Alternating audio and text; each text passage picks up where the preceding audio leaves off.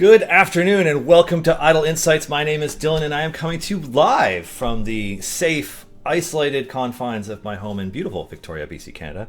I have a very special guest with me today, as you can see. However, first I'd like to give a shout out to our moderator, Jay, and our executive producer, Erica, as well as a huge thanks to Dungeons & Dragons for hosting us on the official D&D Twitch. It is and will always be an honor to be here. Now, my guest today deserves a grand and alliterative introduction that I did not write. And I thought about trying to improvise one, but I think on the spot I just wouldn't be able to do it. So without further ado, Mark Meer, welcome. Thank you so much, Dylan. And actually, just saying my name is alliteration. So you've This is true. The magnificent Mark Meer has, I don't know, something. That's fine. I think you're covered. Yeah. I'm just going to turn up my volume a tiny bit. There we go. So, the next champion coming to the game is Baeloth Barrityl. Baeloth the Entertainer, proprietor, owner, operator, manager, leader of the Black Pits in the Underdark. Usually what we do when we kick off the show is we ask somebody, hey, when did you start playing this character? Where do they come from? And I think you were telling me just before we started that Baeloth was created by Beamdog for the enhanced editions of the Baldur's Gate series. That's correct. I was in the original Baldur's Gate games from BioWare, but I was fortunate enough to return to the Forgotten Realms. It was really nice, actually, because that was some of my very first voice work in video games. So getting to revisit the Baldur's Gate games for the enhanced editions was a lot of fun. I got to play a lot more characters, including some of the party members. And Baeloth got his start as the Master of the Black Pits, which was the mini gladiatorial game that was included with the original or Baldur's Gate Enhanced Edition, the first one.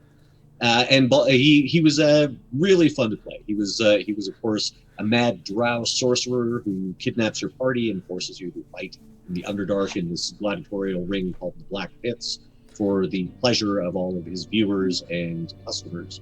And of course, you worked your way through the Black Pits and you had the opportunity to eventually face Baeloth as you leveled up and defeat him, ultimately.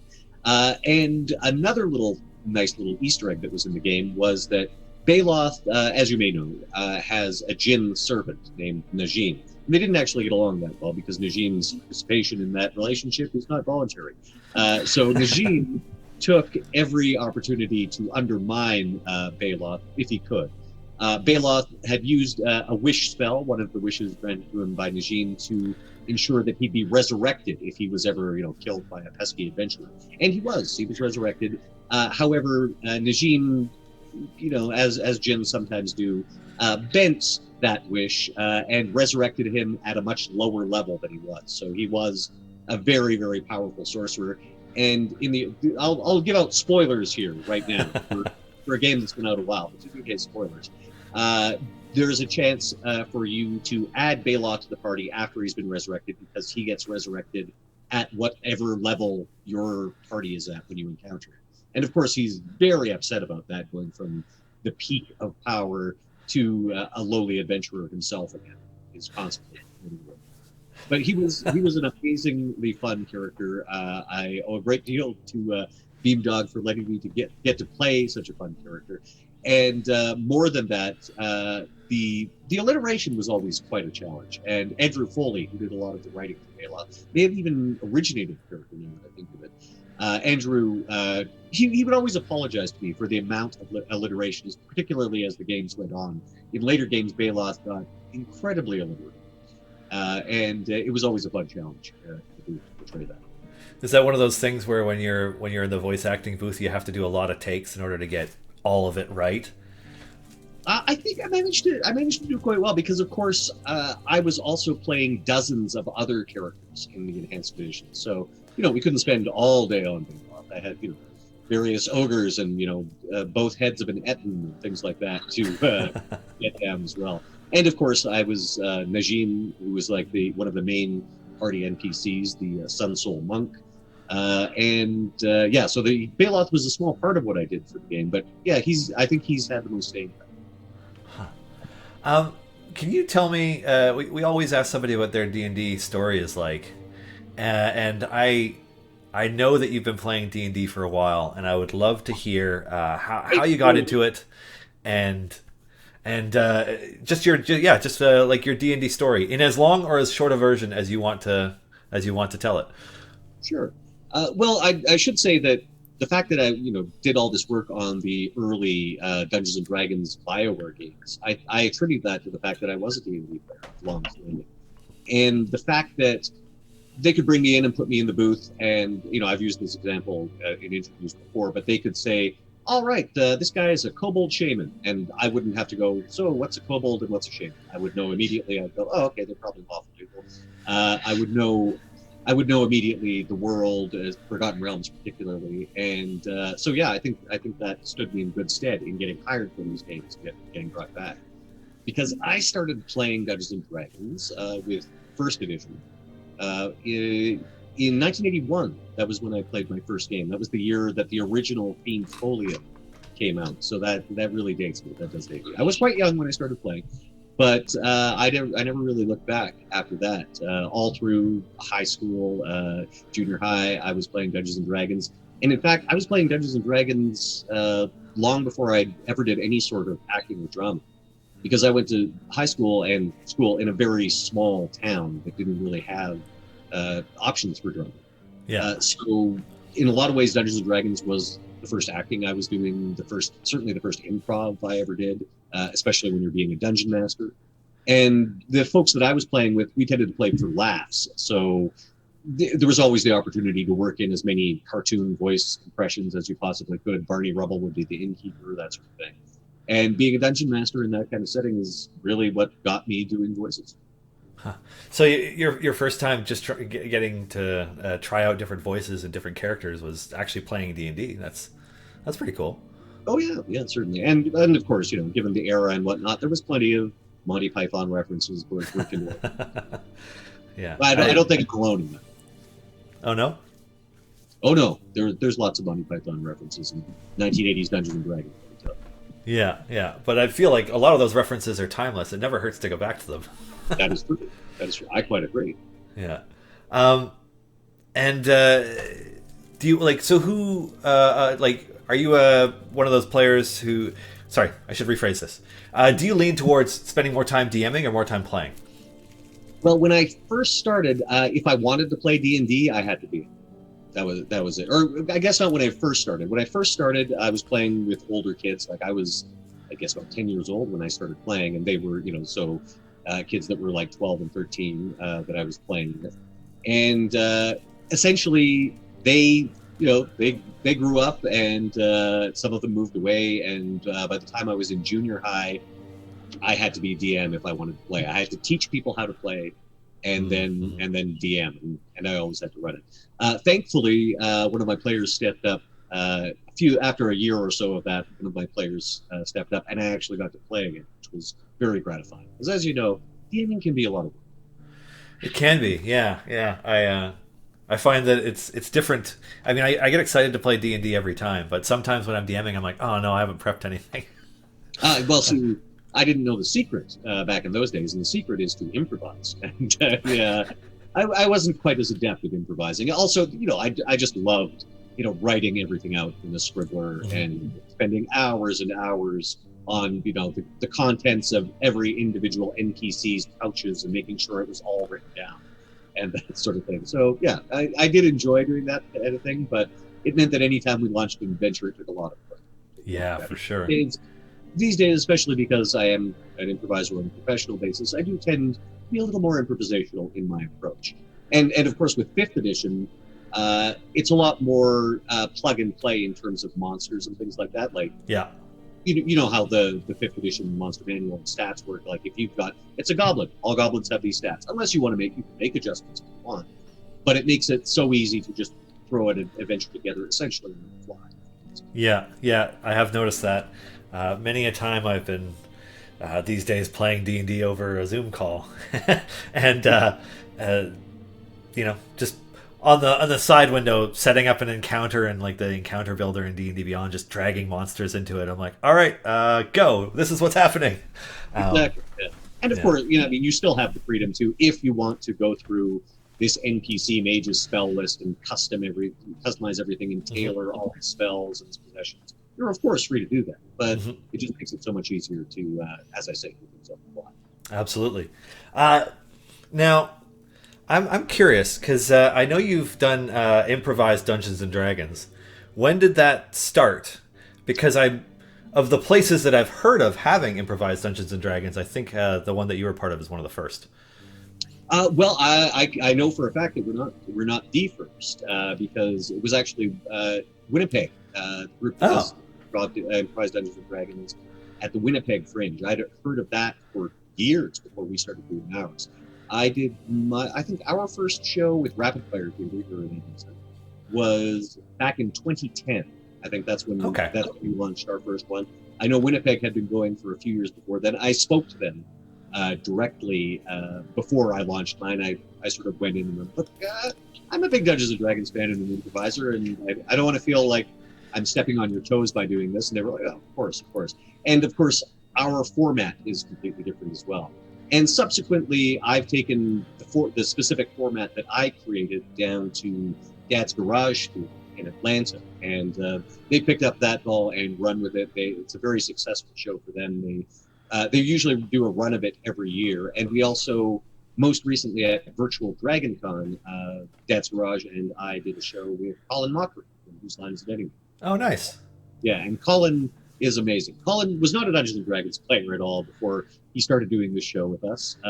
He has subsequently appeared both in Atlanta and in Edmonton, and he's got a character who's got continuity and has leveled up and is completely beloved as well. He created his own god. He's playing a cleric, so he just decided he'd create his own god, which was Chad, the god of sensible footwear. And Chad, actually, because of the Dragon Con game that we played this year, Dragon Con is very open to embracing new ideas and running with them, and some would say a cult has formed, a cult of Chad, the god of comfy shoes. And I'll look forward to the very next in-person Dragon Con, because I think there is going to be cosplay of not only Chad, the god of sensible footwear, but probably Colin's character as well. Huh. Yeah, I know a friend of mine in a local improv group, Paper Street Theaters, does improvised Dungeons and Dragons sometimes as well. You probably know him because everybody knows Dave Morris. Dave, yes, of course, yeah. And actually, we were talking about possibly bringing my format out there pre-pandemic. We'll see how that goes. Yeah, I'd love to get a chance to play with Dave. As I say, there are a number now. I'm aware of like more groups. There's actually a second group in Edmonton called Yegdi and DND, and they also do an improv group. And so if there's room for two improvised Dungeons and Dragons shows in Edmonton, I think on a worldwide basis there's room for quite a few. And as I say, the formats always differ. With mine, I wanted to make it as close to a D&D experience as possible, in that as the Dungeon Master, I play everyone who's not the player characters. We have our player characters in full armor and with their weapons and all their equipment and supplies and things like that. I sort of dress in a more neutral black robe and play not only, a descriptive narrator, but also any monsters they encounter, townspeople, their mentors, people who are giving them their missions, all this sort of thing. In a lot of the other formats, they get a lot more involved. And actually, it's probably just because I'm lazy that I didn't do this. But the Winnipeg group, for example, I know they do full monster costumes. They have their format. Wow. They essentially has one improviser playing a player, one improviser playing a dungeon master, and they sort of play. They're off to the side, having their own scenes, and then we throw to the in-game stuff, which is all the player characters. But also, as I say, in the wings, there might be, a beholder made of paper mache waiting to come on, or a gelatinous cube and things like that. In my version, it's all just me pretending to be, the beholder and gelatinous cube and whatnot. Yeah, that's cool. That's fun. I miss going to live theater shows. I miss that too. I miss doing them. There are many things I miss: restaurant dining, all these things. Yeah, but I think when it comes to live theater, because my experience with going to fringe festivals and seeing improvised shows, like any improv show, is that there's an energy in participating in it, both as part of the audience and I'm sure being on stage, that isn't quite there with the online thing. And It's so a different I'm looking beast. forward to it coming back. It's certainly a different beast, but it's a different format. It's different in some ways. It's a different art form, and there's opportunities that you wouldn't have on stage. For example, it's pretty hard to keep an eye on the chat when when you're just acting on stage. But with I've been doing a lot of online improv in various formats, not just improv D&D. It's challenging. It's interesting. I'm glad I've learned the lessons I have. I'll be delighted to go back to just performing live. Yeah. So on the topic of performing live, the first time we met was at the Stream of Many Eyes. When Alveus Melcantor decided to sit down at our booth and ask us why Minsk was moonlighting as a champion. How did you get into cosplay? I think is where I'm going with it, because I've seen you dressed up as all kinds of characters now. Sure. How did that get started? I've always enjoyed costumes. When I was a kid, Halloween was always my favorite holiday. And I was the sort of person who spent months working on their costume and planning it out. And subsequently, of course, as cons became a bigger and bigger thing, getting to cosplay at DragonCon. DragonCon is I don't know if you've ever been, but it is an amazing event for cosplay. And ironically, it's held in a very hot and humid city on Labor Day weekend. But thankfully, there's air conditioning. I've just always been into costuming. I didn't really do much LARP, specifically fantasy LARP, though I have been doing a Call of Cthulhu LARP for about 12 years now that happens over in the UK. And it's not open to the public. It's a private one. Some friends of mine put it together, and they put so much effort into their props and the locations that they find. Like, we played on historic sites that are ones that are accessible to the public. And it's like being in an improvised horror movie. And you essentially stay in character for the whole weekend as your character slowly descends into madness, because that's the way. Of course, yeah. That's the Cthulhu stuff. It's the only way it can go.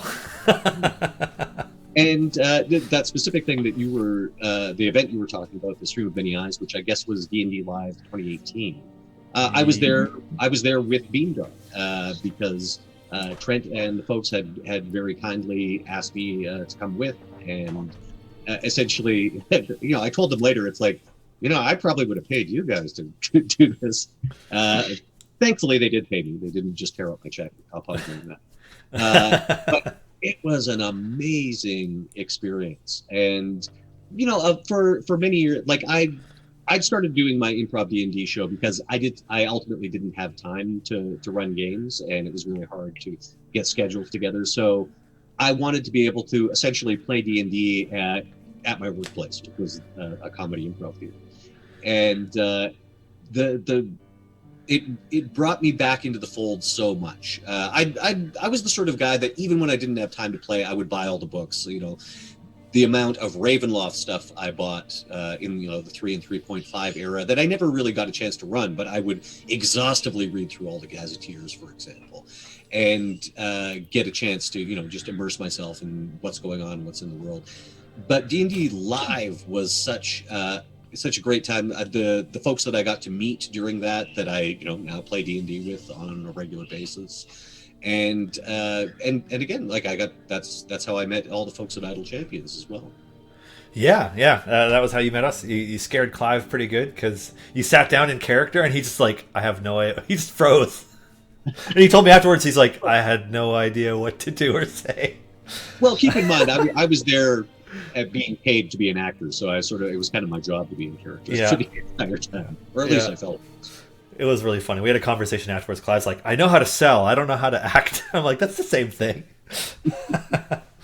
And then obviously that year, Trent had that magnificent Minsk cosplay. Oh, yeah. Well, that was the other thing, like getting to be...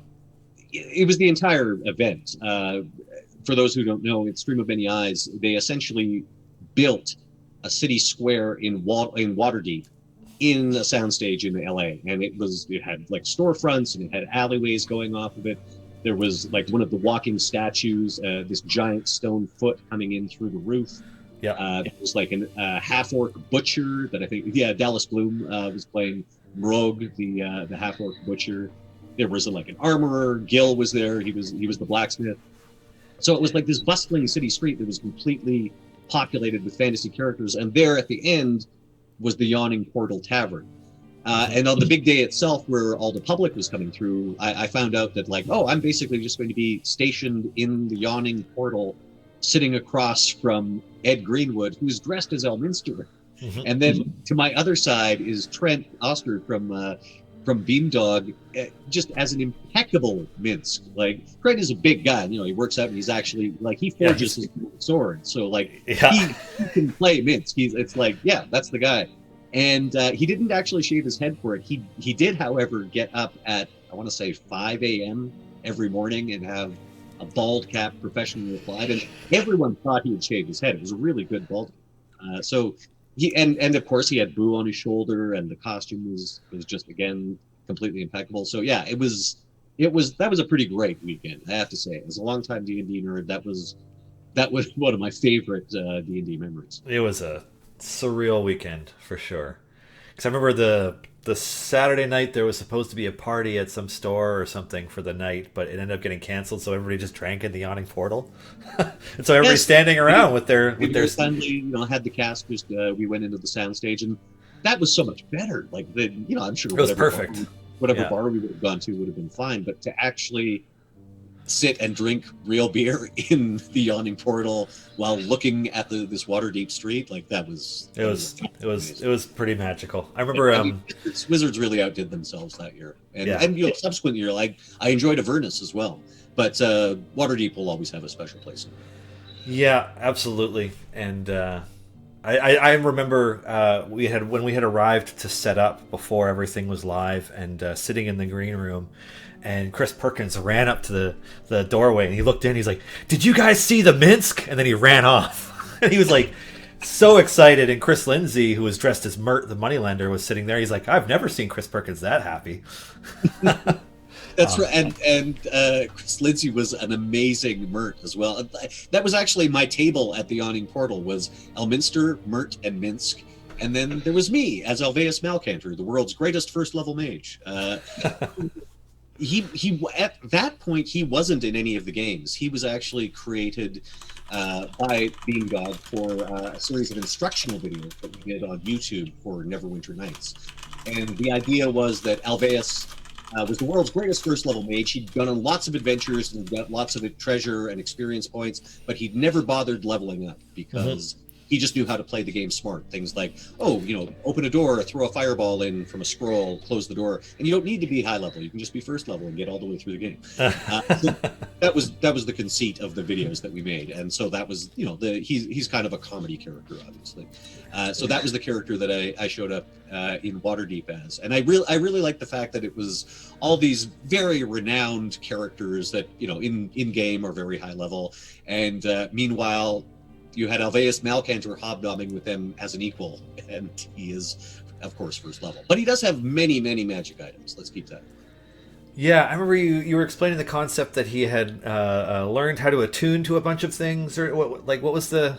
Well, this was actually, it was something I ran by Ed Greenwood, as a matter of fact. I was like, okay, so this is, you know, this character was never really designed to be played. He is like a comedy character that was made for some videos, but how do we take this concept that he's a first level character that somehow manages to hold his own while adventuring with high level people? And so it was Ed that was sort of like, okay, well, if he's got almost unlimited access to magic items, one would assume that he could have a ring of 3 wishes. He could have several wish scrolls. And then he very kindly enumerated all the things that Alveus would have to wish, wish for increased ability to attune to magic items. And of course, this was, converting it into 5th edition and everything as well, because the original, the Baldur's Gate games were using 2nd edition rules.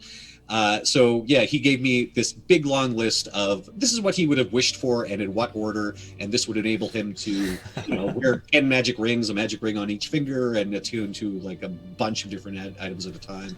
and things like, yeah, again, like more well thought out resurrection wishes, in that, if I am ever mentally incapacitated, physically incapacitated, if I lose more than half my hit points, if I lose a limb, blah blah, all these things, then I'm instantly teleported to this prearranged place of safety where healing potions are applied by automatons, all these sort of things. So yeah, Alveus, despite being first level, is protected by multiple nested wish spells, and because it was Ed Greenwood that came up with all of this, I'd like to think it's at least somewhat canon. Yeah, I feel like that's about as canonical as it gets, and that really it's just, that's how it is.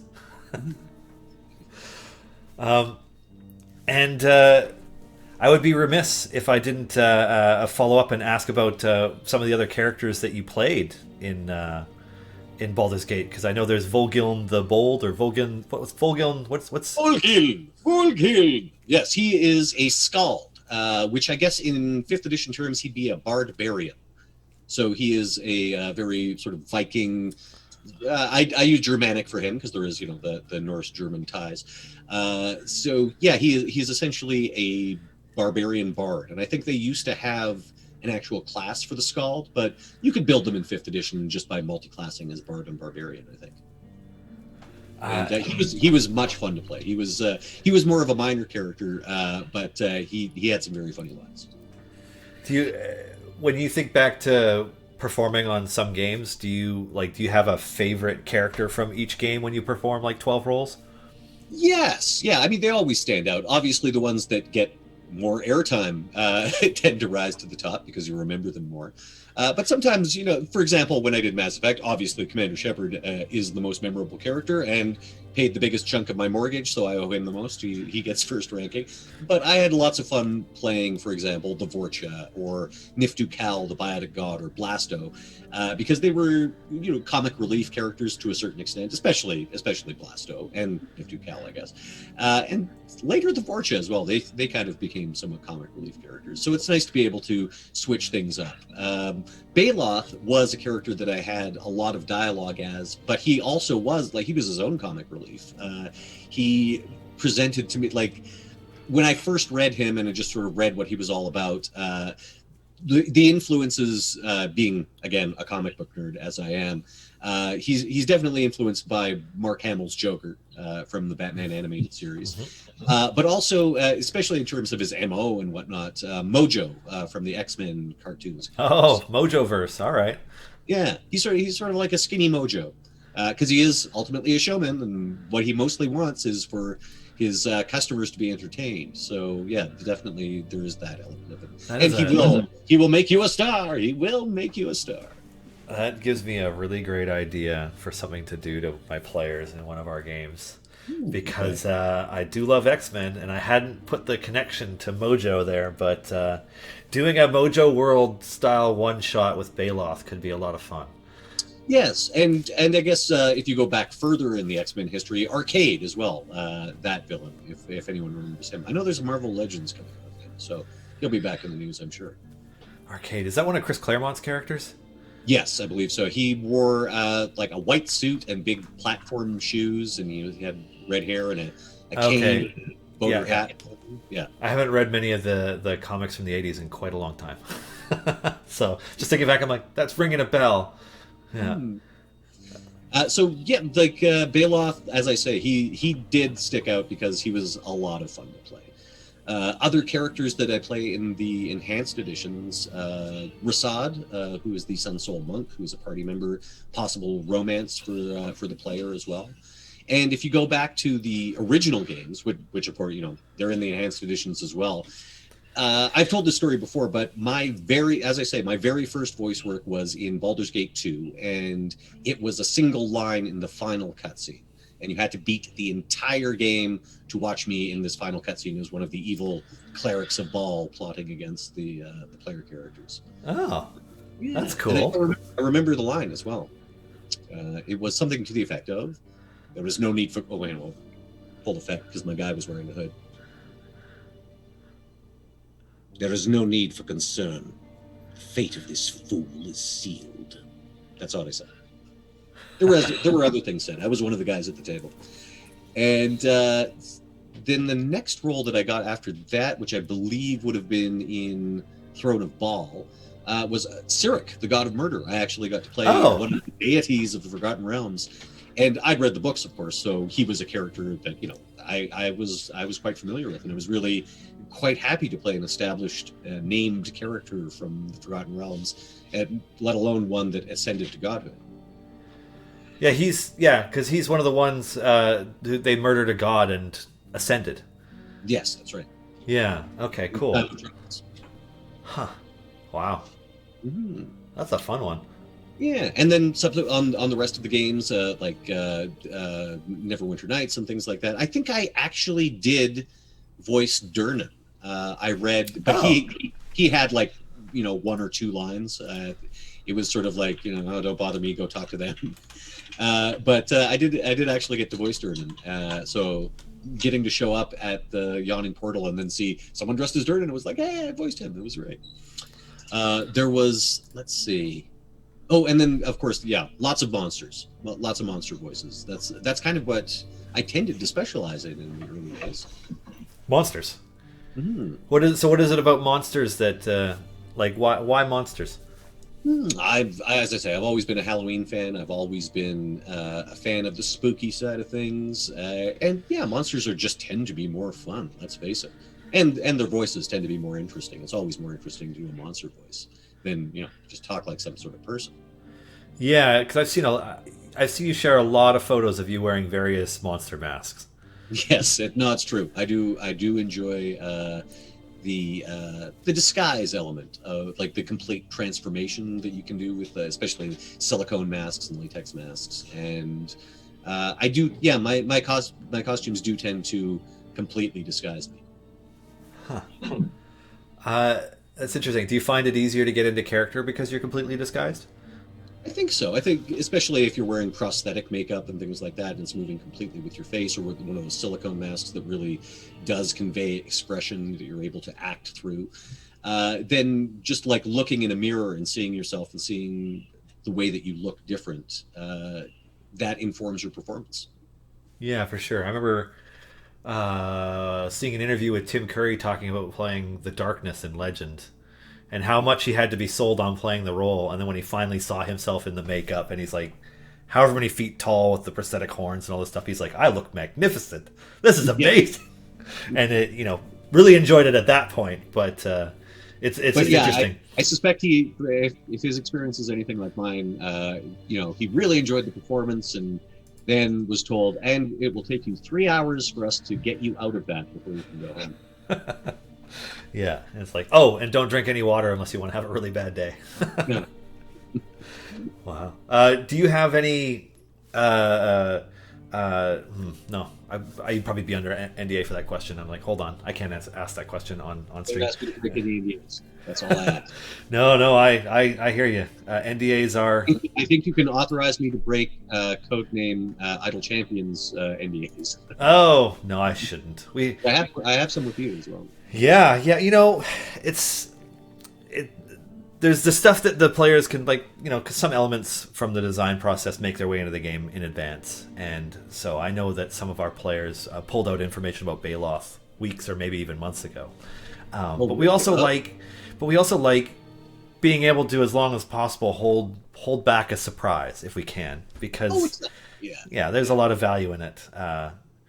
You don't want your ending spoiled in advance, and True. We have lots of cool stuff planned for next year, but I'm not going to talk about it yet. That's true. And I mean, there is information on Baeloth out there because he exists in previous games and whatnot. Yep. So I think there were wiki entries for him and whatnot. And there is. Yeah. There's art. There's official art, like the one that you're seeing. I believe this one was done for the enhanced edition. It's a gorgeous piece. Do you know who drew it? I don't know specifically. I know that Beamdog commissioned for, the enhanced editions. I know if there was another image, I think I might have sent it to you guys, that Nat Jones did. I know that he did like the main Baeloth portrait. This one was done years the later. one that where he's kind of like, he's back and he's got his white hair back. Yes, he's sort of holding his skull staff. Sort of matches the style of a lot of the other Baldur's Gate portraits. Yes, exactly. Yeah, and as I say, Nat Jones, who's done a lot of work for Image Comics, he did that one. but I'm afraid I don't know the specific name of the artist who did this. But I do like it. I like that piece. And that, of course, there is Baeloth with his Djinn servant Najim. Wait, there. And below him, you can see the Black Pits. And it just looks nice and chaotic, too. I love that when a piece of art is able to convey, like, you look at it, you're like, I'm pretty sure this guy is chaotic evil. Like, just from looking at the art. Yes, he really is. So, yeah, like, after the games, of course, I got to play Baeloth. I actually got to host a cosplay contest as Baeloth. Jessica Negri and I were the judges for that one. That was at the Edmonton Expo, and I want to say 2016, 2015, around then. Cool. And I've got to play him in Dungeons and Dragons games. For example, last year at the Descent, the Avernus-based D&D Live, I got to play him in a 20th level game run by B. Dave Walters. You know how B. Dave loves his 20th level games. He does, yeah. He talks about them a lot. And he did not disappoint because we fought the Tarask. Oh. I'm gonna have to pull that one up. I don't know. I didn't. It's the weirdest thing about D&D Live when you participate in it is that you don't get to watch all the other games very often. Oh no, yeah. There's just way too much going on. Especially like I was doing costume stuff on the floor as well, playing Alveus, and I was playing a Duke of Hell. I was doing lots of costume changes, sort of running over, doing games when I could, then back on the floor in costume. So yeah, it was quite a hectic and fun time. But B. Dave's game was particularly great for Baeloth because again you had a party of ultra powerful 20th level characters, Baeloth being one of them. And at the end of it, we managed to take down the Tarask by hitting it hard, of course, but also using several wish spells cast by multiple people. And at the end of I don't know if this is canon, but at the end of the game, Baeloth claimed the Tarask, so he basically took it away to be an attraction at the Black Pits, which I'm sure would have just been disastrous. It would not have gone well for anyone. But Baeloth is chaotic, and he loves nothing if not chaos. Yeah, it would give him an opportunity to really mess with everything going on in the Underdark. Very true. There's a lot of demons. There's even demon lords hanging out down there that would not be happy that a Tarask is rampaging around. Oh no, the Tarask doesn't make anyone happy. Yeah. I gave Baeloth a little cameo in my campaign at D&D in a Castle, which is fantastic. It's an outing where essentially you go to the UK and you play Dungeons and Dragons in a castle for several days, and the castles are all 5-star hotels, so it's a pretty awesome and luxurious experience. And I decided my adventure was very much a world hopping multiverse thing, so I decided let's have a little detour to the Forgotten Realms and bring Baeloth into it. Now that's the second time you've mentioned going to the UK to play TRPGs. Is that something that you like? Do you travel to play D&D a lot normally in non-pandemic circumstances? Well, this I was invited to go do D&D in a castle. So certainly, any time that they are willing to have me back, having been that 1 year and what a fantastic time it was, yes, I would DM at D&D in a castle anytime. Subsequently, of course, with the pandemic, everything is shut down, so it's not quite possible to take large groups of people overseas to play D&D in castles. I'm a DM on Sword and Scroll, which is essentially the online version, and a lot of the DMs, B-Dave does games on there as well, many of the other folks that I'm sure you know. They've got a fantastic roster of DMs, so it's essentially when you find time on your schedule and you say, I want to play a game on this date, and then members who have joined Sword and Scroll are free to sign up and play whenever. So it's been really fun. I've got to run a Dungeons and Dragons campaign and a Call of Cthulhu game as well. At that point, are there any places you'd like to run a D&D game that you haven't had the opportunity yet? Yes, I have had the opportunity to visit Hobbiton in New Zealand, like the Hobbit movie set, and it is immaculate. It's as great as say Disney or Universal might be. You're always left with the impression that yes, this is great, it looks great, but here I am in an amusement park. In Hobbiton, you just feel like you're in a halfling village. You're just there. You're in Hobbiton. There's Bag End. There's the Green Dragon. So I would love to get to DM a game in the Green Dragon, the inn at Hobbiton. That would be cool. It Now, really would. can you go in the Green Dragon when you're there? Oh yes, they serve food. As a matter of fact, my wife and I, we were lucky enough that I was there for Armageddon, the comic convention down there, and I was at the Auckland one, and they took all us there. All the guests got to go there on a day trip, and at the end of your day trip, after you do your whole tour of Hobbiton, you go into the Green Dragon, and you can grab like a sandwich and a glass of cider or an ale or something like that, and you've got maybe about 20 minutes, half an hour to do that, which is not enough time, not for me. So my wife and I actually went back on Halloween night, which is our anniversary as well. So we got to spend our anniversary, Halloween, in costume at the Green Dragon. And in the evening, they have something they call the Hobbit Feast. And, hobbits eat pretty well. So this was an amazing feast. They just keep bringing you food. It's all it's perfect hobbity fare. And you get to be in the inn for hours because that's how long the banquet takes. That sounds amazing. I'm really making a note now that if I go, I have to go on Halloween. Oh yeah. I mean, it wasn't a huge costume event because again, we dressed up because Halloween is our anniversary, and we're not going to not dress up on Halloween. Oh yeah. But I'd say that there was probably 2 or 3 other people that had some costume bits on. Just being there though, that's all you need. That's really all you need. I was talking to some of the guides, and I guess they have had LARP events there as well. There was a group, I guess, that came in as dwarves. They were essentially a party of dwarves in their full armor and everything like that. They rented the place out because you can rent it out for weddings and things like that. And this group went in as dwarves. So it's perfect because they're the right scale. They don't have, they're dwarves, so they'd be about hobbit sized. And I can't speak highly enough of that place. It is great. That sounds amazing. Did you? Not as like D&D. Did you?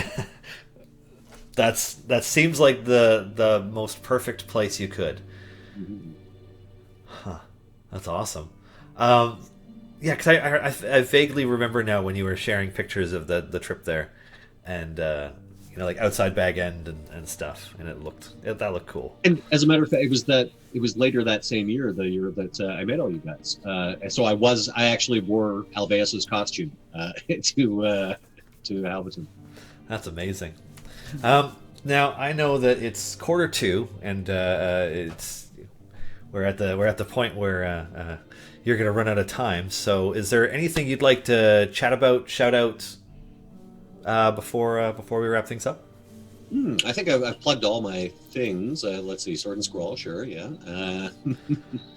And I am doing improv online constantly. So if you want to do follow me on Twitter, I'm Mark_Meer on Twitter, and I'm Mr. MR. So MR. Mark Meer on Instagram, because I do not have unified social media handles because I'm disorganized. It's a hard thing to achieve. You got to be on it. Like a new platform comes out, you need to grab it every time right away, or it doesn't happen. And speaking of new platforms, I should also mention that I, of course, am on Cameo for all your Mass Effect related needs, catchphrases or otherwise. Oh, nice. Do you get people who request, I'm Commander Shepard and this is my favorite shop or whatever lines all the time? Oh, yes. Yeah, quite a bit. That seems to be a favorite. Although I have, in the past, also got requests for, say, the character that I played on LA by Night, the Vampire the Masquerade show that Jason Carl runs. I've had some Dungeons and Dragons requests, actually. I've had people ask me to essentially do a cameo as an NPC. So, for example, a message that their DM would hire me to do a recorded message that their party would get from an NPC. The most recent one I think I did was a Rakshasa, and I just happened to have a costume that would work as a Rakshasa. So I suited up for that, and that was lots of fun. So I always enjoy doing those as well. That is awesome. I'm gonna look that up. Cool. Well, thank you so much for taking time out of your afternoon to join me. I know you're at the. You told me, I'm forgetting the name of the studio that you're at right now. Atomic Improv. So, of course, we did a lot of corporate improv shows before all of this started, and these days we are doing it over Zoom. So my comedy partner Donovan Workin and I, I'll be standing in front of this green screen, as a matter of fact, doing a corporate improv comedy show. that will be sent out to a corporation by Zoom. And Donovan, of course, lives alone, so he's allowed 2 people so that he can have contact with, so that he does not go mad over the winter. And one is his girlfriend, and one is me. So I feel very honored. Awesome. Yeah, got to keep those bubbles small. Gotta hold out until vaccines are everywhere. Mm-hmm. What a year. Thank you so much, Mark, for taking time out of your day to join me. Day is just a cure a disease spell, and you were fine. wouldn't that be great? Oh man, it really would be great. Yeah. Oh. Anyways, yeah. Thank you so much for joining me today. I really appreciate it. Baeloth the Entertainer joins Idle Champions 1 week from yesterday. So, yes. Oh, and you and Havant. I was just going to say I love the animations that I've seen so far. I love the way Baeloth looks in the game, and so I really look forward to getting to play him and seeing how he works. And Havant tells me that you and Ariza will be doing a special improv stream next Wednesday afternoon. Yes, as a matter of fact. Of course, Christina Ariel is Ariza. She, of course, plays Ariza in Sirens, and it was fantastic getting to work with her on Improvised Champions, because for those who don't know, well, I don't know why you wouldn't know if you're watching this, but we essentially do play-by-play improvised commentary of Havant, our Master Lord of Waterdeep, doing a playthrough of various levels of the game. And we're sort of like, sports commentators. And, one of us is very evil and one of us is less so. And so the interplay between those 2 characters has just been a lot of fun. Christina is very, very funny. So she's great to work with. And then we also voice all of the champions. So, for example, I've had the opportunity to voice Minsk and Archon. So those are very big shoes to fill. Very big shoes. I was watching lots of YouTube videos of Joe, just trying to. I only had like a line or 2 as Archon, but I wanted to try to at least make it sound like. That's awesome. I really enjoy listening to Improvised Champions. It's a lot of fun. Thanks, man. And thank you for having me. Oh, of course. Anytime you want to join us. Anyways, take care. And have a. Also, thank you for getting the guys to make a pancake. That was really nice. Oh yeah, that was cool. That was a fun welcome to the channel, pancakes of everybody's faces, kind of deal. That was cool. I feel truly honored. Yeah. All right, Mark. Take care, and looking forward to doing more fun things in the future. Exactly. We will see you soon. Very happy holidays to you and yours. I assume I'll see you next week before the holidays themselves. But possibly. In the meantime, take care and stay warm. All right. Bye, Mark. So long, man.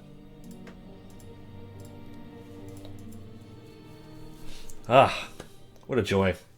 Mark is a lot of fun, and as you no doubt can tell, he is a very passionate fan of Dungeons & Dragons who has played a lot of D&D, and is one of those people who, like many of us, much more so than me, I would say, you talk about anything in D&D, and he just knows it extensively.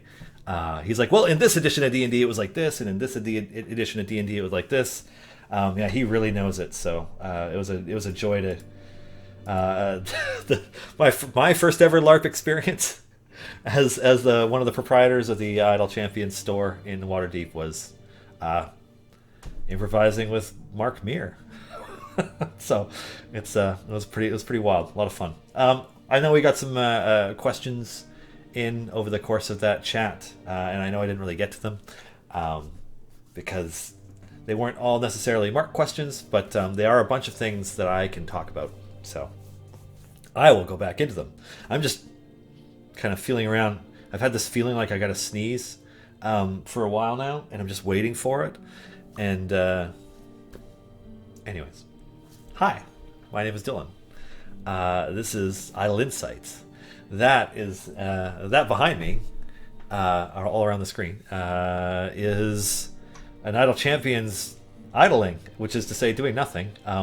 There is one adventure I haven't done yet, because I just haven't gotten around to it, Dwarven Rumors. So I'm just going to start that now. And then I'm going to catch up on questions and talk a little bit about the future. I hope you are all well, that you're managing to, in whatever circumstance you find yourself in, able to be safe, given that it's been a pretty crazy year. Is it possible for me to make a good Dark Order formation? I haven't played around much yet with the... I just want the Dark Order in this because they have nice new skins. I haven't had an opportunity yet to really play around with... Goodbye, Bruner. You're not evil. To play around with the new soft cap increases, because that was finished 2 hours before the update went live yesterday. Bulk up in this position, right? So it's just kind of, so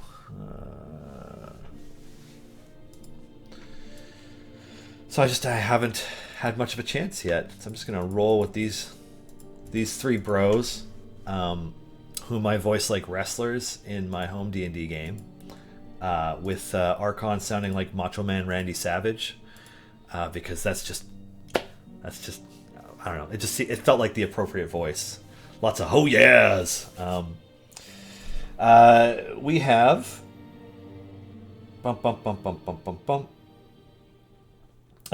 we will be drawing. So we have a Dark Order mini giveaway. You guys weren't expecting to include it in the update? No, we were, our Green Paradox. It's more that it was about when Justin had time to do it. Yeah. We had been planning to put it in the update for a few weeks, but we have a lot of things to wrap up for our final update of the year yesterday, basically, because it needed to include both the new updates, new skins, new DLC, all the stuff that came yesterday, the Year's End Festival, but it also needed to include Winter Shield, Baeloth, all of that stuff, and basically that and all the promotions and everything carrying through until we're back in the office, first week of January. So, we've all just been kind of doing what we can, working our butts off to make sure that we could get everything together in time. So yeah, we did intend to have a soft cap increase. It's just a time-consuming thing, and we knew Justin knew when he had time for it, and it was, he had time for it on Tuesday and got it almost done, and then finished it Wednesday morning, and then we shipped it. So I'm pretty interesting. I hear him in Dr. Mindbender. Dr. Mindbender, I mean, Joe had said on stream that Dr. Mindbender was the inspiration for Krull. It's also one of the reasons why we did a sort of mad scientist skin for the Year 3 Champions of Renown pack. Mastermind Krull. And shout out to our art team for the animations and art, like these Dark Order skins. I don't have the Archon one yet because I have to open 2 more chests, but the skins look amazing. I love this Gladiator Torgar. It looks so cool. It was a challenge to make promo graphics with because it's such a big graphic with so much detail that the templates that we use, it was creating files too large to post on some platforms, and so we had to find ways to shrink the quality down. Anyways, I saw there was a bunch of questions about hidden codes at different times. We like to, at times, put hidden codes in our streams. You guys, of course, found this week's hidden code right away. You guys were quick. I made it too easy because we didn't even get around to talking about it, and I think it had already been discovered because it was just it was too intuitive. But sometimes codes don't get found until the last minute. I saw the Cassius 335 had said, wait, Mark was Baeloth and Naheem? Yeah. And a dozen other characters, but yeah, both Baeloth and Naheem. It was one of the reasons why... So, Baeloth Barrityl being a canonical character of the Forgotten Realms, more or less now. A character who's in a Forgotten Realms game, was brought in by Beamdog, all this stuff. In that kind of circumstance, it's okay, we already know from our relationship with Wizards of the Coast and D&D that we have access to this character. We can grab this character and put it in our game if we want to. But we're let's talk to the person who, has the strongest connection to this character, we feel, who has played him, Mark. Talked to Mark about him, and Mark is just a joy to work with. So, the design for Baeloth is based very much on the way that Mark played him in that level 20 game he was describing with B-Dave, and taking that character sheet and nerfing it down for this game. And Mark worked with us on all the items that Baeloth has, and Mark went back and forth with the Justin and Chris Dupuis about the design, and yeah, it was a lot of fun, and also just a good excuse to work with Mark. Let's see. Will we have a lore stream on the Black Pit? Hey, that's a great idea, Master Burglar. So all of our shows are on break as of the end of this week. So we have Griddle Champions will be the last C&E broadcast. Kind of the last C&E broadcast of the year. At least the last one from our office. I'm just going to do something here because I saw that I was losing frames, which means that I should close this window, which I know is causing problems. We after this week, our regular programming for the year is done. We do have an Improvised Champions special next week on Wednesday afternoon between 1 and 3 p.m. And that's it until the week of January 4th. And so I'm pretty sure the first show of the new year is going to be the new Champions of Lore episode on Monday, January 4th, 2021. So B-Dave and Aaron and Trevor will be back for that. We do have some new shows in the pipe, and some changes to some other things. It's gonna be fun. I think one show in particular I think will be the one that really excites everybody, and I can't wait to start talking about it next year, because we're doing something really cool that we've never done before. It's a project I have been co-designing with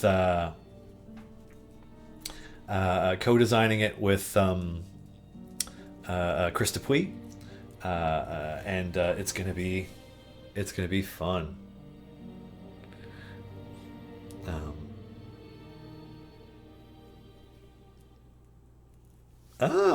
Somebody in chat's pointing out an animation thing that might need to be fixed. It looks like sometimes when Torgar attacks, as part of the animation, these tridents he's carrying sometimes partially turn into the swords, but it's not for the whole thing. I'm just watching it closely. It doesn't do it every time. Huh. That's an interesting one. I'm going to make a note about that. Yeah, I wonder. So if I put him into a rage, is that going to break it?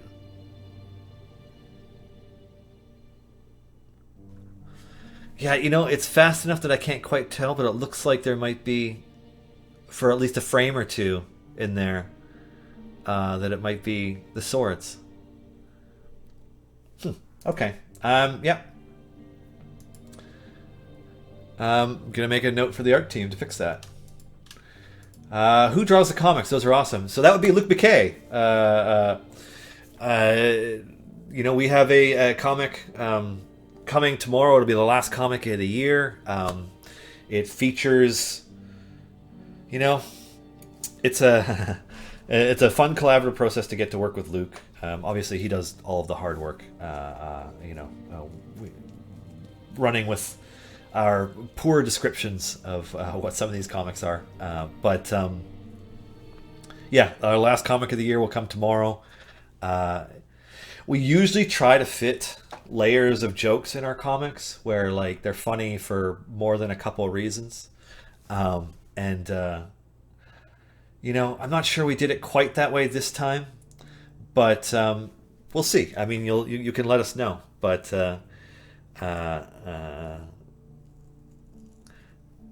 he says that tomorrow's comic might have the most layers of any comic he's done. Maybe. I feel like so far, our high watermark seems to be the 3 kobolds in a trench coat comic talking to 3 other kobolds in a trench coat, and that comic was just hilarious. There was another one where it was Zorbu walking off the field, and everybody was wearing jerseys. We were really proud of that one because that one had layers upon layers of jokes in it. And I don't know. We're hoping that the last one resonates with people. But yeah, shout out to Luke. Luke also asked who draws the maps. That would be Adam. Our art director, Adam, I believe, has drawn all of the maps for Idle Champions, with the exception of the Waterdeep map, which was drawn by one of our artists, Michelle, who is currently on mat leave. What are all of the evil champions in Idle Champions? That is a big question, Master Burglar. There are quite a few evil champions. I don't think we're quite at one per slot yet. In slot 1, there's Casaspia. In slot 2, there is Korth, who I have right here. Slot 3, we have both Spurt and Artemis and Treri. Slot 4, we have Jarlaxle. Evil in slot 5. Actually, I don't know if any of these, even though Dadius and Keelik currently look super evil, I don't think they actually are. Yeah, chaotic neutral. And Keelik is good. Krull is evil, of course. Krond is also evil in Krull's slot. Let's see. No evil champions in slot 7. Narak is the evil champion in slot 8. Lazaps and Makos are both evil champions in slot 9. Slot 10 has Toragar. Slot 11 has Warden. And slot 12 has Archon. So, not nearly enough evil champions. We have this, certainly we could use more evil. Narak is evil now? Isn't he? I swear Narak was evil. Oh, he's lawful neutral. Okay. Oh, you know what it is? So I've made this mistake a bunch of times before. During the design process, Narak was lawful evil. And he got changed to lawful neutral because an argument I made with Justin, because Justin had originally designed him to be neutral evil. And I said, hold on, he's a Gith Sarai, not a Gith Yankee. I'm like, so Gith Yankee are categorically lawful evil by default. Gith Sarai are lawful neutral. Are neutral by default, and I'm like, he should be neutral because he's a monk and he's a Gith Sarai. So that's my fault. Narak is not evil. Anyways, and that's it's interesting because part of the D&D player in me thinks that actions dictate what your alignment is, not your default setting. But you never know. Let's see.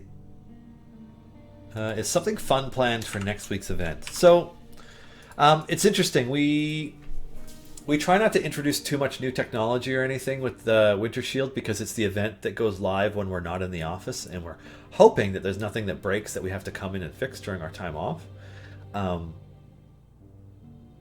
So, thinking about that,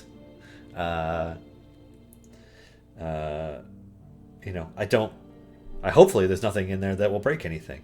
I know there are some glitches right now where people are finding ways to get infinite DPS, which means that you found where the ban wall got moved to, the automatic ban system.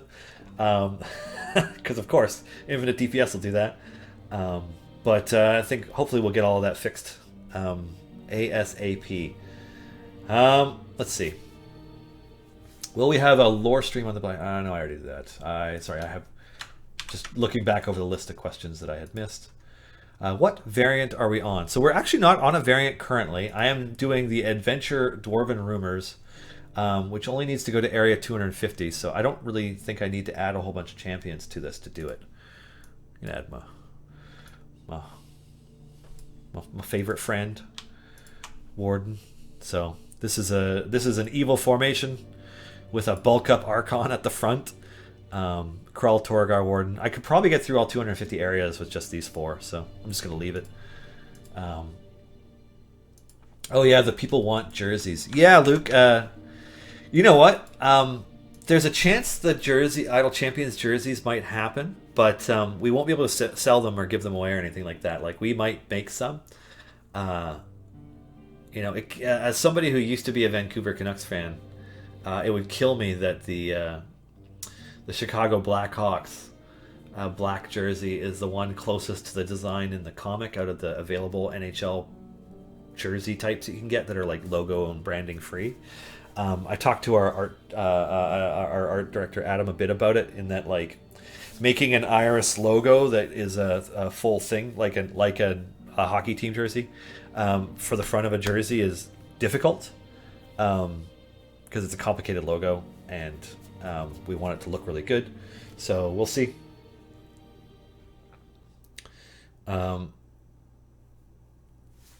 I see that our Adam actually chimed in that the sword graphics were removed, but it might be a caching issue. And then he found a different issue with Gladiator Toragar. Sakritsi, do you enjoy working with the game? I do. So, as somebody who has had his parents telling him that they don't like how much video games he plays since the 1980s, it feels very vindicating to work at a video game company with people that I love and respect, having a good time, working on a game that we feel is a good game, and just enjoying it. It's really cool. There are challenging days, of course, like any job. And of course there's also the other things, like some days, my child doesn't let me sleep overnight and I wake up and I'm a zombie all day. Those kinds of things happen. But I really, really enjoy having a stress-free game to play. Like, a lot of the games I play are very intense. And having something that you can relax and play, but that rewards the investment you put into it. Like, if you put in the time to learn everything, and you put in, you really try to master the different systems, you can find all kinds of neat things in the game that allow you to just progress and improve more and more. So I wonder, so if I clear my cache, will that fix? We'll see how this will probably freeze out for a second while it does it. And then let's see if that fixes Toragar.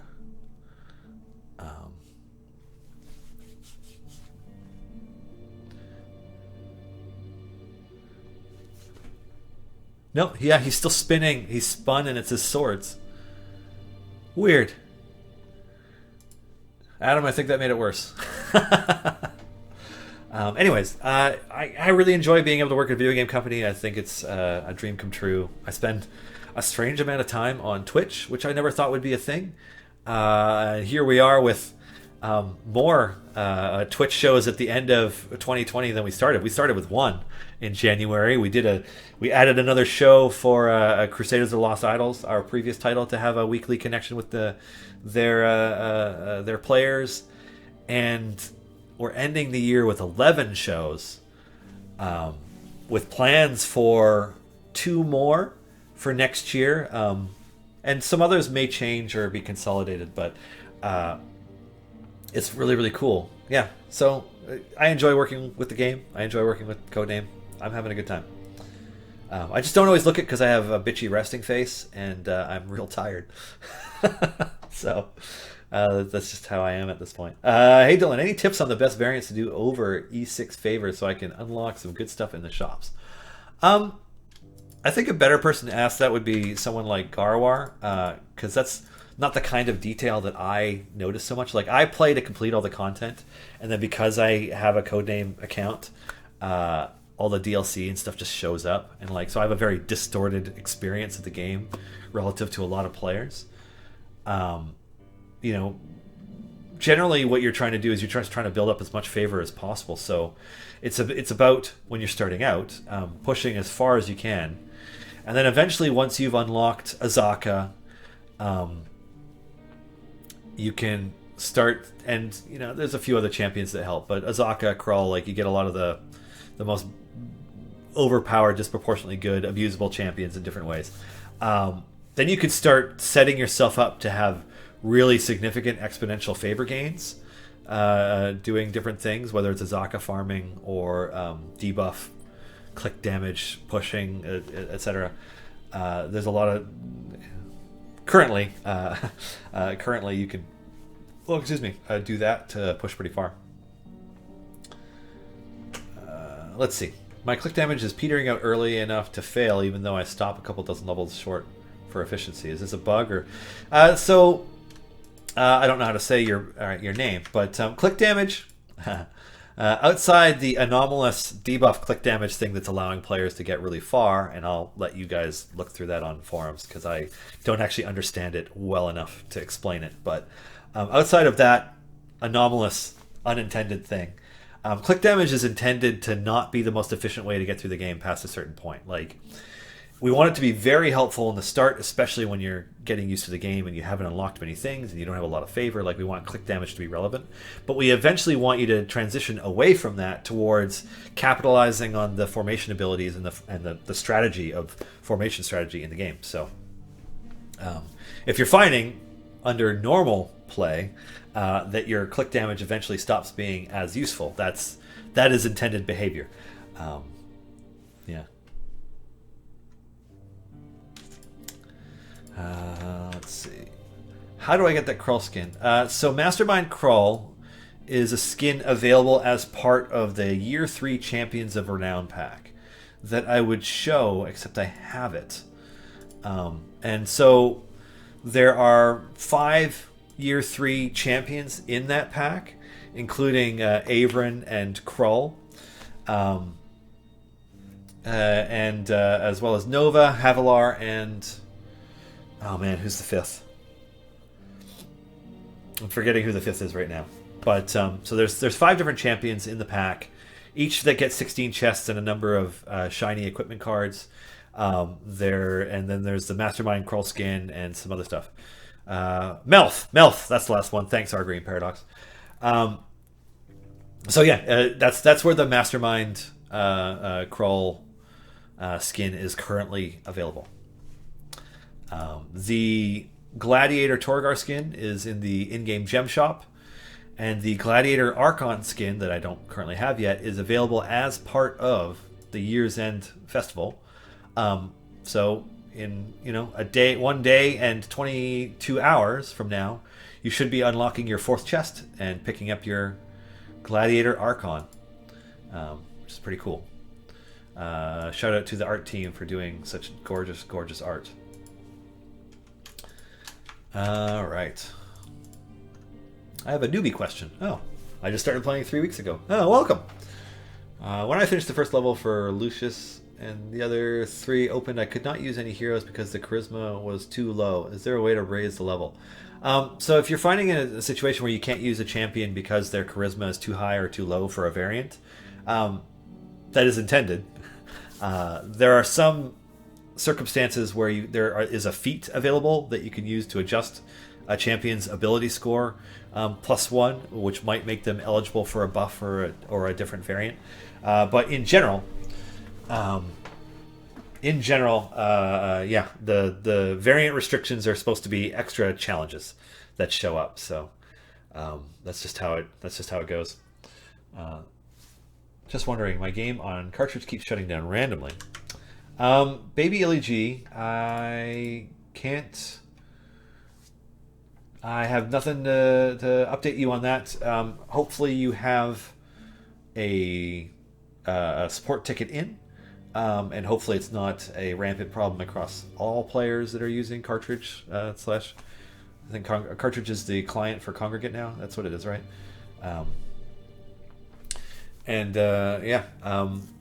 If you are experiencing crashes, or any bulk of players are experiencing crashes, please let us know. And yeah, it's definitely something that we'll be working on. When will the problem of some of the achievements on Steam that were set to 0 be fixed?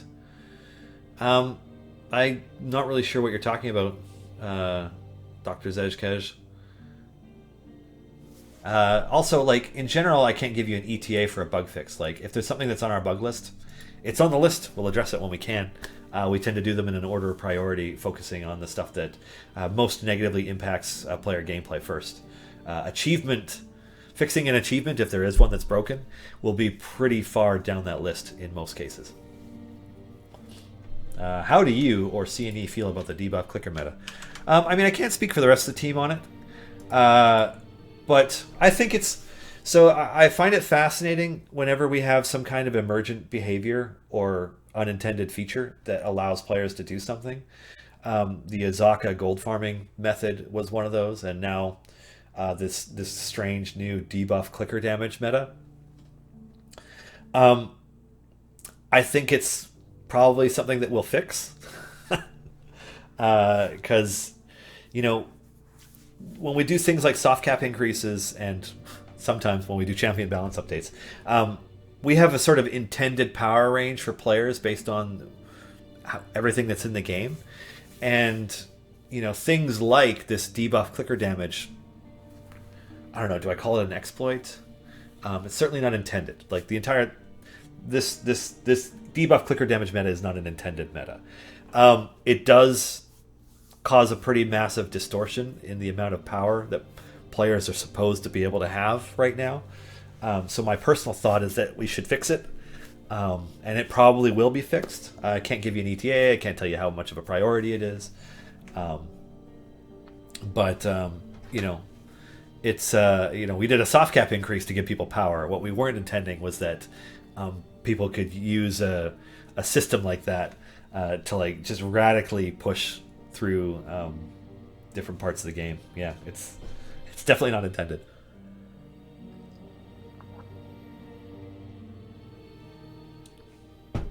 All right.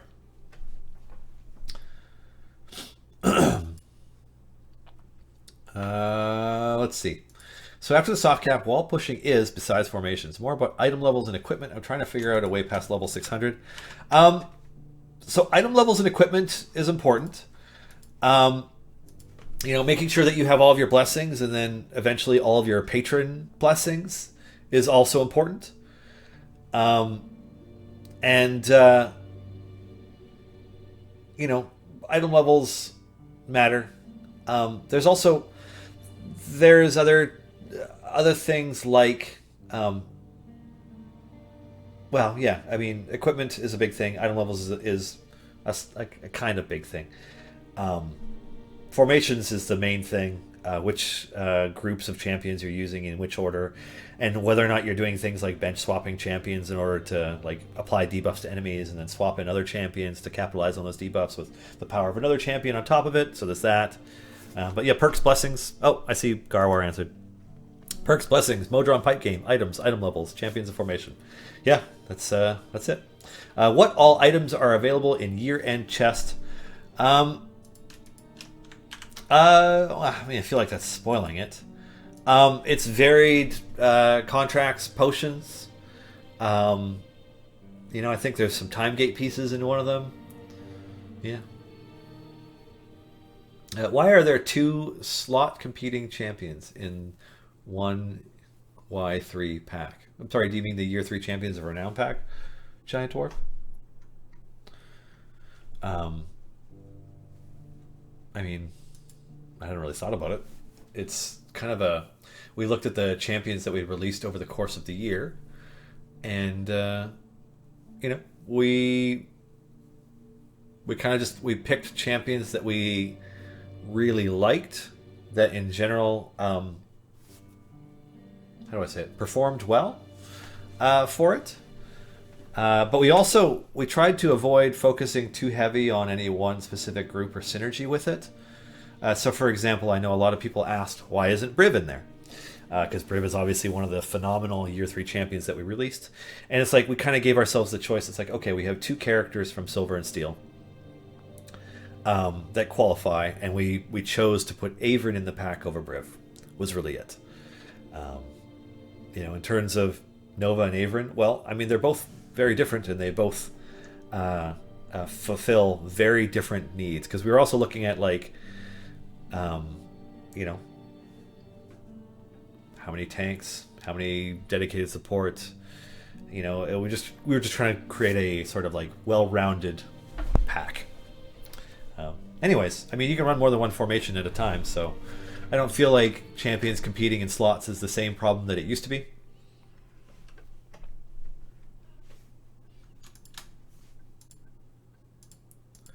Let's see. The clicker debuff meta happened mostly because there's barely any benefit to buying levels past soft cap. Sure, that's fair. It's also just a really interesting emergent thing. Yeah.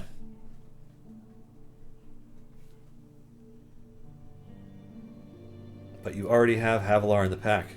Yeah. So there's 2 tanks in there. I mean, yeah. I don't know how else to ask you, like how else to answer it. Like, we tried to balance out the pack a number of different ways, and like there's no perfect way to make them. And we also felt that if it was only the champions that are by far the most played and popular, then that would be a little bit exploitative. So we didn't want to do that. So since this is the last Idle Insights of the year, what is your favorite thing in the game this year? I think that Modron Automation, and I'm going to show you my embarrassing core right now because I cleared it recently and had been intending to rebuild it and just forgot, and so it's only partially done. I think we're really, really proud of this feature because it started as a very simple idea and concept, and then we managed to turn it into something that was a really rewarding, I feel, feature to dive into. That like it would have been simple to be like just have a party doing adventures in the background and like you throw some characters in it and it happens. But instead, it became one of the most challenging adventures that we have released at all to unlock it. That it's a very deep system that rewards playing it more, and eventually you unlock the whole thing, but then there's lots of pieces and you want to connect as many nodes, and like it's its own complex game within the game that feels rewarding to complete, especially when for the players that do fill everything. That's pretty cool. It's something that we really enjoy. We really enjoyed doing. For me, like the stuff that I get the most enjoyment out of is a little bit different in that, sometimes I get to contribute to the design of the game. It's not a regular thing because I'm not one of the game designers, but I'm there for a lot of the calls, and because I tend to have stream interviews with a lot of people that we work with, I am a part of a lot of the conversations that are with them, and so I usually get to participate when we talk to somebody, and I get to participate in those first calls where they're describing who their character is, they're talking about their character's background, they're often providing us backstory and notes and stuff that they haven't even revealed in live games, what have you. And I find it's one of my favorite parts of the process to get to participate in, even though I'm one of the more passive participants in it, because those calls are led by the art and design leads, who are, they're trying to get specific details so that we can do whichever character it is justice. But it feels really rewarding. And then sometimes, because usually what happens when we do these calls is I brainstorm ideas for what their champion could do. And sometimes those ideas are good and might evolve into actual abilities that those champions have in the game. And so I get a lot of personal fulfillment out of that. Like I wrote Lazap's backstory and came up with the first iteration of Lazap's design. I think it's a really fun champion and fun design. I got to contribute to a few other champions' designs here and there. I got to have really, really awesome conversations with lots of cool people this year. Mark Meer earlier today. I got to talk with Chris Trott last week. Lots of really cool people. A couple times chatting with Luke Gygax this year, chatting with Joe Manganiello this year. I'm very excited for the conversations that are coming next year, because we're working with more really cool people, and more cool champions. I have a rough, loose sort of idea of when characters are coming. Writing a song with Ed Greenwood yesterday, yeah, that was pretty surreal. And Ed had a good time and followed up with us. It's like, I really had a good time. Like, I would do that again. And we're like, cool. That was fun. Get a lot of creative fulfillment out of bardic inspiration, but that's not in the game. Yeah, it's I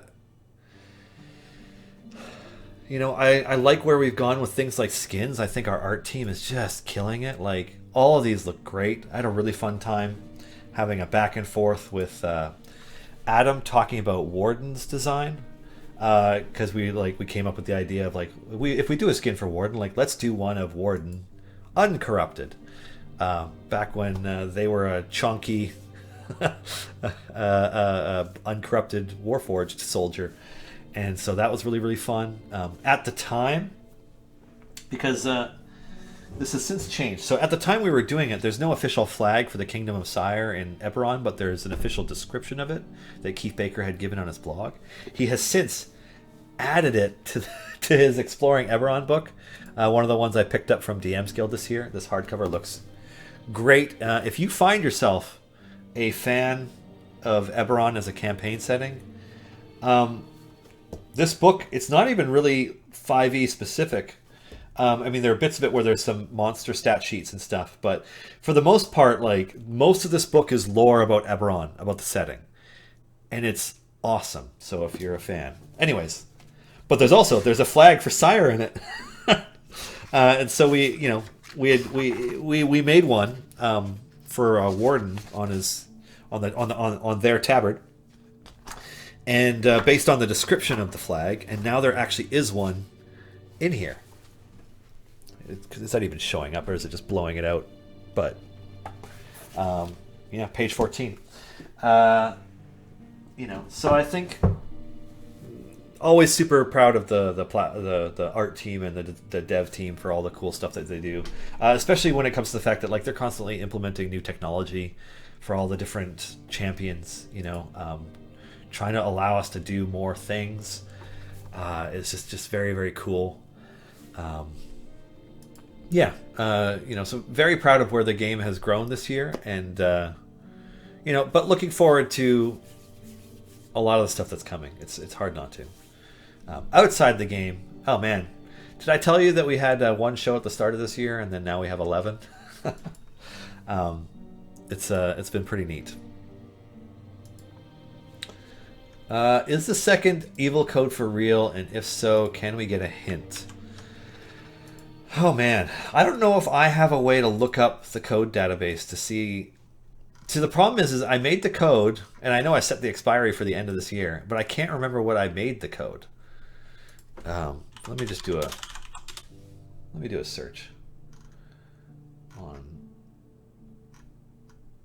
Bum, bum, bum, bum, bum, bum, bum.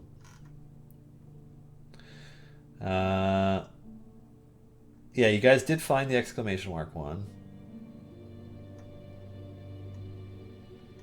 I knew I should have written it down. Yeah. That's on me. I am looking forward to setting up another hidden combinations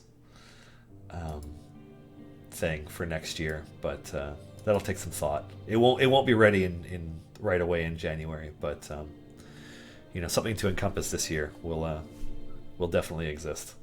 That'll be fun. So yeah, I know I made a new one, but I don't remember what it was. Have you ever played as Lazaps in a D&D game? I have not, no. I would. That'd be fun. I could play Lazaps. Yeah. Could you play acoustic versions of Bardic Inspiration as your background music for Idle Insights? We could. I mean, they're as my mod Jay pointed out, he's like they are already technically acoustic. But I think what you mean is instrumental. That would be cool. Yeah. I'm super proud of the Idle the Bardic Inspiration songs. The one yesterday was a lot of fun with Ed. I could play that clip in the background right now. Because we tend to highlight these each week. So, we have all of them. We've done 20 songs now. 20 episodes, 20 songs. It's a lot. Nice hat, Dylan. Oh, thanks, Jason. Hey. Yeah, it's my holiday hat for the last show of the year. I'll be cracking some beer in a minute here. Anyways, yeah, we've done a lot of really cool stuff. We definitely have some favorites. There's a reason that we replay some of those songs like Brimstone Angels, Go Go Go, and Drop of Time so frequently is because we really like them. They turned out really good. And there's a bunch of other ones that we really like. And I don't know. Who knows? The idea of having some instrumental versions of it someday could be a lot of fun. We'll see. 2 albums of songs now, yeah. And Bardic Inspiration will return. It will come back. We're going to have a sort of slow restart of our shows in January. They won't all be starting week 1 because in week 1, having come back from a couple weeks off, we're not in game mode yet. But we have some really cool plans. We have some really cool guests planned for next year that I'm pretty excited about. Schedules permitting. Who knows? We might have to do another Wednesday afternoon evening show in order to get someone like Ed on again, right? Be a little bit flexible with it because Tuesday afternoons at 1 p.m. don't always work for everybody. But yeah, super, super cool. Baby Illy G, I would like to see Jason do a champion song in punk for like a Ramones style punk. Who would be a good champion for that? Any champion would be good to do a Ramones song for. We did a punk pop song for the Brimstone Angels that I could picture the instrumentation being like the Ramones. But, maybe not a Ramones style vocals though. Probably get like a Yeah Yeah Yeahs style vocals for that. But that would be cool. Is there an easy way to listen to all of the Bardic Inspiration songs without watching the old streams? Not hugely, Alberto. Right now, what we have highlights of all of them. So if you go to our YouTube channel and you look up our highlights, each of the 10 songs we've done has a highlight clip listed. Sometimes more than once because we perform them in different episodes. So, if you check out the highlights, you should be able to find them all. Last week, we did a Taylor Swift style song that turned out amazing, and put me in such a strange mindset because after that episode was over, I found myself listening to Taylor Swift on Spotify, trying to I'm like, is this like Taylor Swift? I'm like, oh, some of this stuff's kind of catchy. So, it was super cool. But there's no easier way to listen to the songs than checking out the highlights. You feel like the Brimstone Angels would be great from the Regrets? That would be awesome. The Regrets are great. Yeah. When do we get some prog metal? Oh, man. So it's funny that you mentioned that Starfish 711 because that was what we started with the Ed Greenwood one yesterday. Not metal, but Ed talked about how much of a fan he is of Rush. And for those of you who don't know Rush, who are you? How could you not know who they are? You don't have to like them, but you got to know who Rush are. They're one of the most top-selling acts of all time globally. They've sold so many records.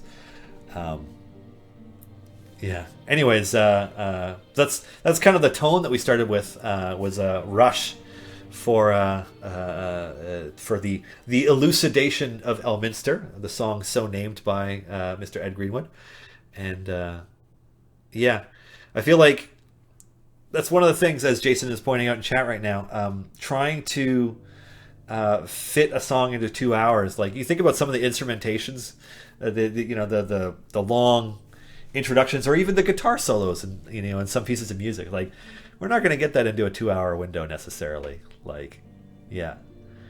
2 hours to write a Rush song. Good luck. It takes that long to play one. Maybe one episode we'll spend the whole thing trying to learn how to do the drum solo from a Rush song and failing. You're a Swiftie now? No, I'm not.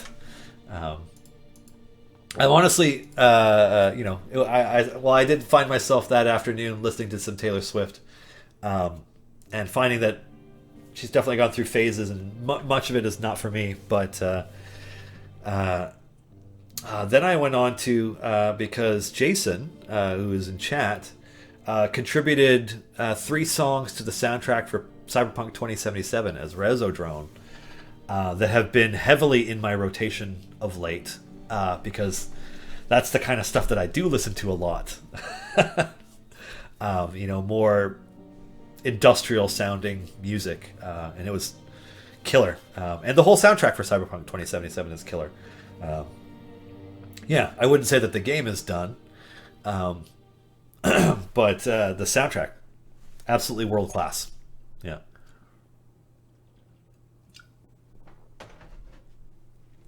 Billy Joel style, yes. I want some Dream Theater stuff for Zorbu. So for Zorbu, what did we do for Zorbu?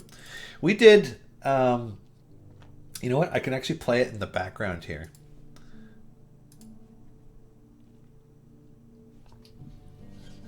This is a Zorbu song.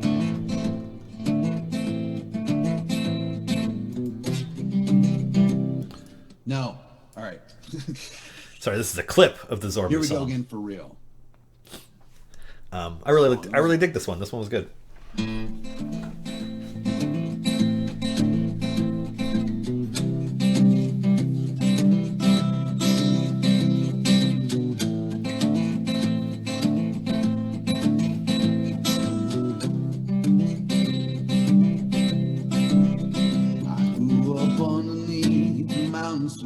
Tall. Never thought that one mistake could take away it all. I live a ranger's life but never heard the call.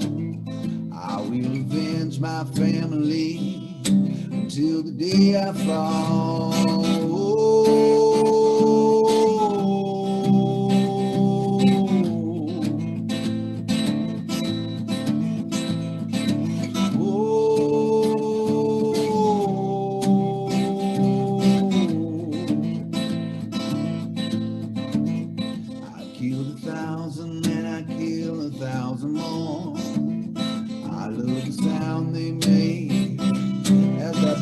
Hit the floor, my temper short, and my list of fools is long. I'll cleanse the underdog of all who's done me wrong.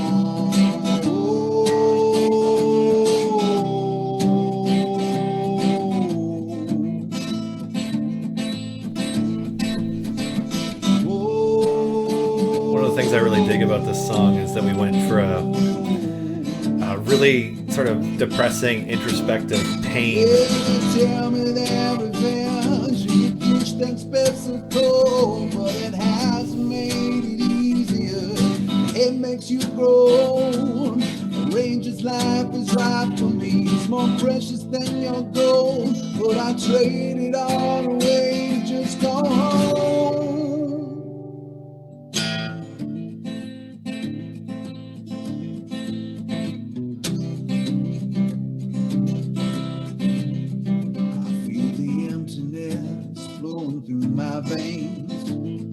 It's all you're left with late at night when your hatred holds the reins. But I still could feel an ocean made of pain. Past so far behind, it'll never be the same.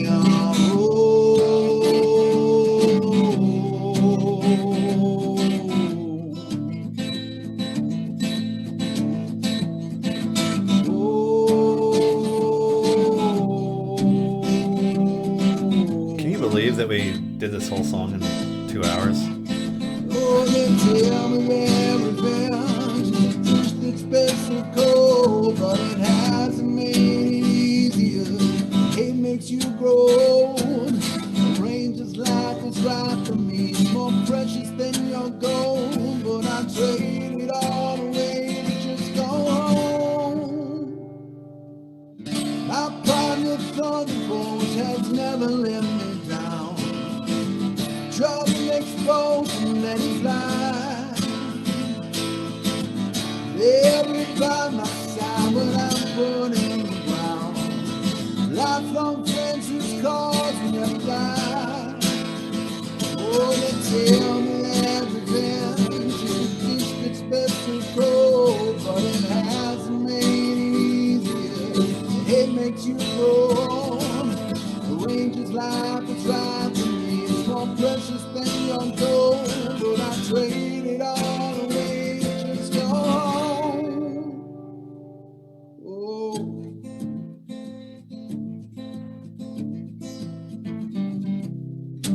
just the lyric doc that I just shared with everybody in chat, I'm going to add the links to the highlights to it, so it's easier for you to find the songs.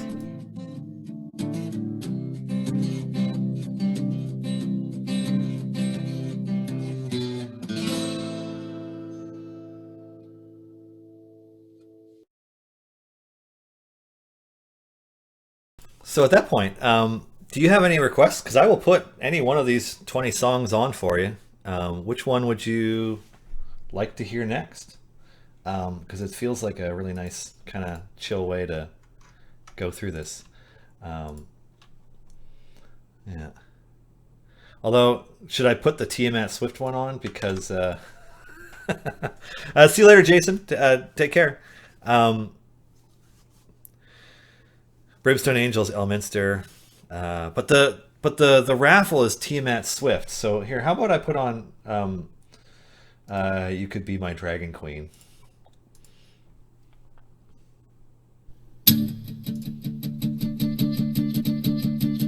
When I look into your tender-eyed eyes, I feel a change inside I can't explain. Crap, hold on, we're gonna start over. Because I don't know why we did your long, it's throwing me off each time. But I now I know what to do, I just have to do that. This is my bad, I totally misclicked this. Sorry everyone. False alarm. Really gonna start the song now.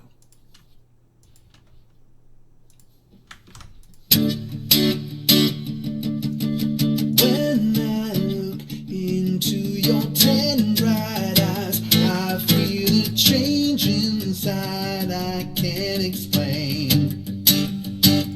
Your long red wings become my everything as I feel power flowing through my veins. It is hard not to sing along. Love is hell, but here's nothing. You could be my dragon queen, and I could be your paladin. Our love will be evergreen. Yeah, just like fire and gasoline. Your 5 devious minds mesmerize me, but your one, your heart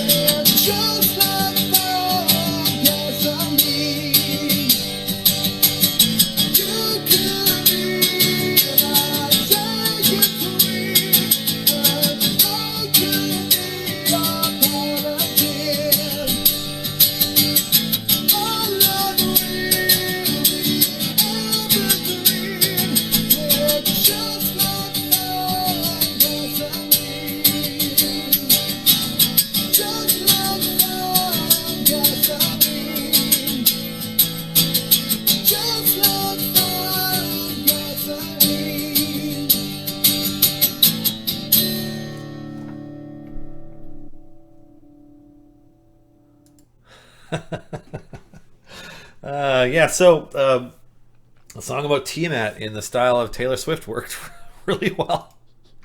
Yeah, it's weird, but the joy of bardic inspiration for sure is you don't always know what you're going to get, and sometimes it just, yeah, it turned out super cool. Anyway, so I added the links to the doc for everybody, so you should be able to click through to the highlights if you want to check them out. And yeah, looking forward to doing more. More guests, more shows. It'll be really cool. That's because Tiamat is really just a whiny teenage girl at heart. Well, it's a love song loving Tiamat. So we kind of, part of us think that, or at least part of me thought that the song would be from somebody who loves Tiamat, or is loving Tiamat in a sort of similar way to a Taylor Swift. Like it's Taylor Swift herself loving Tiamat, or maybe when Archon sings to Tiamat how much he loves Tiamat, it sounds like a Taylor Swift song. I don't know. I guess we'll never know. A new stream to take over for the karaoke stream. The C&E band playing bardic inspiration songs. That would be cool. I mean, we have 20 songs now. And they vary from like 2.5 to 5 or 6 minutes long. Like the Savage Fire Torgar one that sounds a little bit more like Metallica is like 5 or 6 minutes long. We could probably do like a legit set out of it at this point. There's a lot of them. Yeah. Let's see. I'm really disappointed in the music of Cyberpunk 2077 because there's no ambient music, all the radio station stuff. Yeah, well, I mean, there's a score for the game, but it's I don't know. Cyberpunk is an interesting experience. I think I need more time with it. It certainly feels like they released it a little bit early. Hopefully it's better in a few months. I don't know. Which one was the Johnny Cash style one? Oh god. So the Celeste song was done in a sort of Elvis style. The Zorbu one is the one that's closest to a Johnny Cash type song. Just got a news update. The Boba Fett actor died. Which Boba Fett actor? Not Tamura Morrison.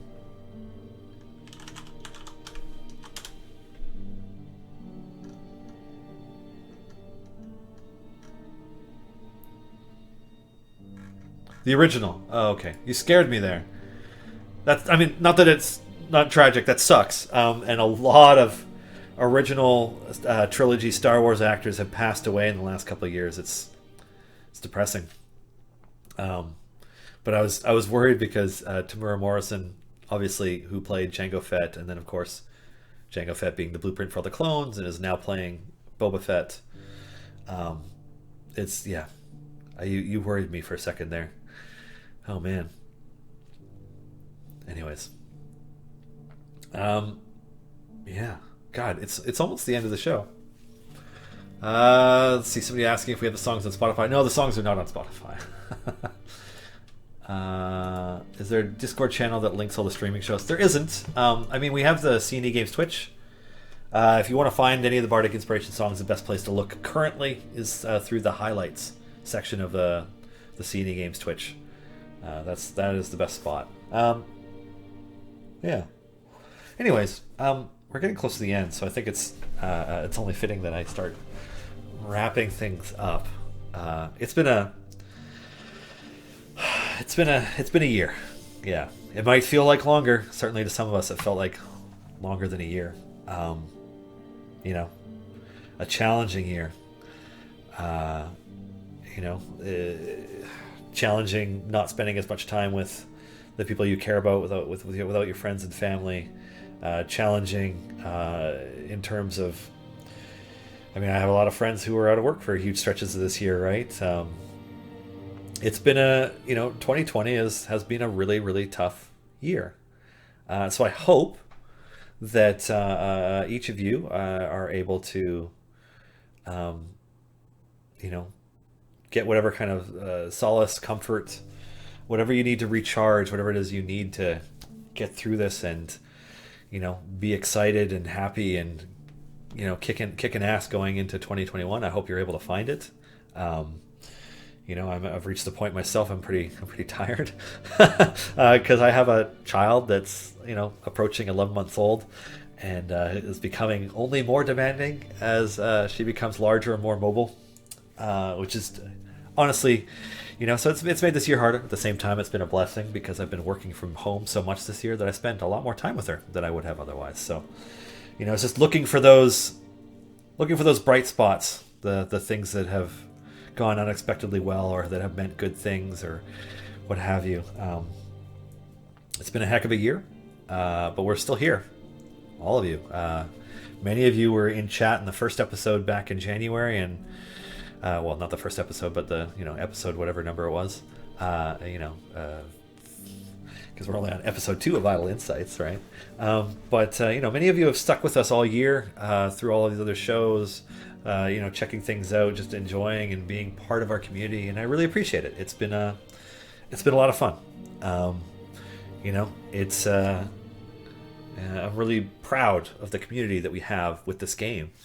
And just how helpful everybody is. The amount of time that people spend trying to help each other,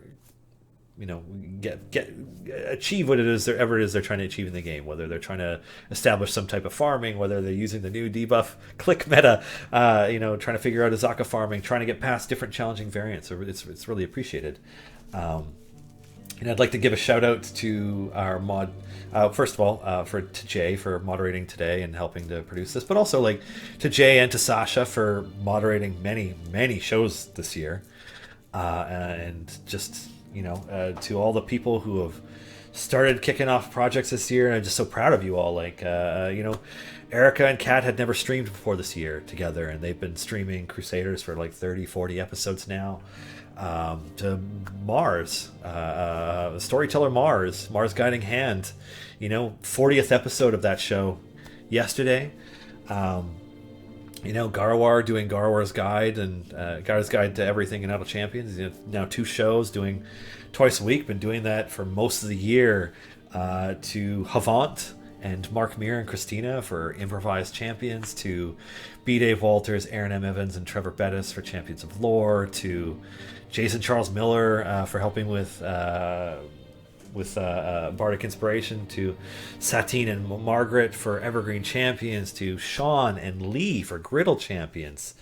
And also an extra super special shout out to Margaret for all the times that I wasn't present for a show, and she was. Totally has my back. Yeah. Heart you all. I can't really do that on the camera properly from this angle. You guys are awesome. Thank you so much for tuning in, for joining us, for participating, all that stuff. Keep kicking ass. I'm going to play out the ending of the show, not with the music that I normally do, but with one of our Bardic Inspiration songs of your choice. And by of your choice, I mean the Elucidation of Elminster to close things out, because that just seems like the best way to do it. Although all these clips automatically play music, so I'm going to have to turn them on, so it's going to be kind of glitchy. But I'm doing it live. Anyways, thanks guys. Talk to you again soon. Have an awesome holiday if you are able to enjoy one, and yeah, I will see you in 2021. Cheers.